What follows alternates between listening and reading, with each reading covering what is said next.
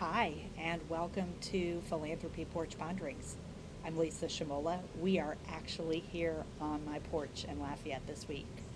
I was traveling a little earlier this week, so we're going to finally sit down today and talk through some more of the Fab Things every fundraising professional should know about gift planning, continuing our series from the past couple of episodes.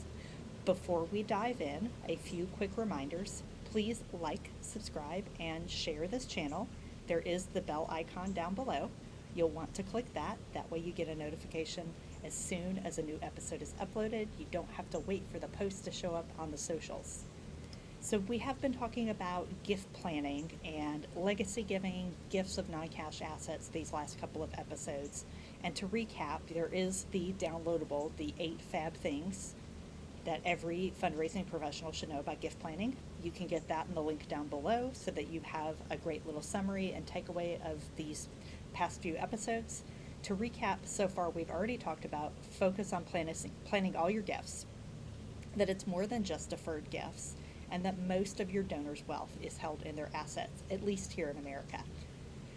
We also talked about retirement assets as attractive deferred gifts, as well as those charitable rollovers from an IRA for those donors who are old enough and why those are advantageous. Today, we are going to talk about gift acceptance policies, milestones in your donors' lives, and patience. So, gift acceptance policies. Does your organization have one? When was the last time that you read that? You want to be educated on what your organization accepts.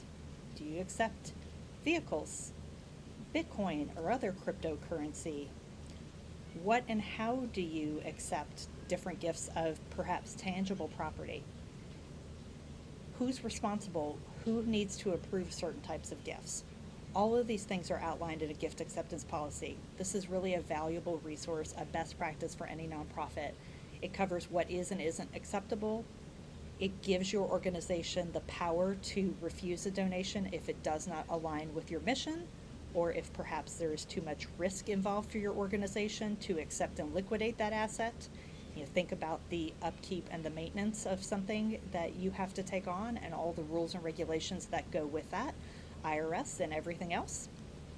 So you want to be sure that you request a copy of your organization's gift acceptance policy, read it and know it.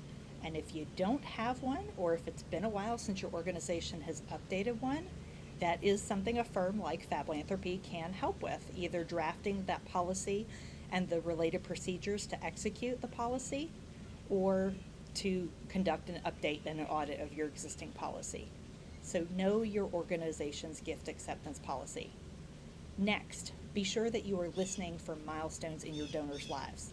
Major life events are important to celebrate. They can bring changes to your donors' financial and estate plans. Could be marriage, divorce, kids, grandkids coming into their life, loss of a spouse, moving, retiring. Any of that means that they might be revisiting their plans. There could be opportunities that will also present themselves that could be advantageous for the donor to make a charitable gift.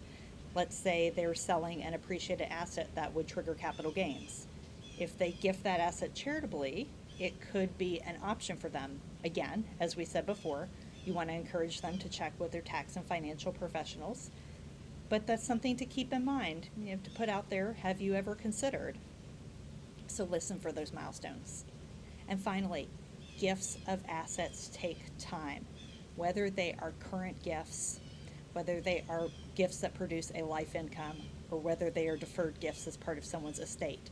The gifts will often involve the donor's professional advisors, their attorney, CPA, financial planner, and they could take months or even years to close the gift from that first conversation.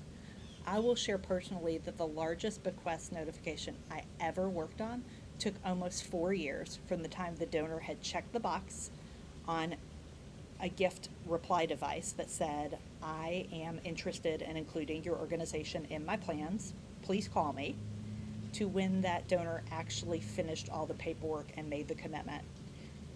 And for almost 4 years of work, it was a 7-figure bequest notification. So definitely worth the time and patience Remember, this is perhaps the most significant investment your donor will ever make into your organization.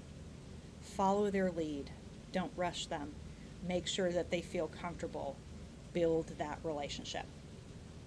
So again, quick recap. Today we talked about knowing your organization's gift acceptance policy, listen for milestones in donors' lives, and remember that these gifts of assets take time.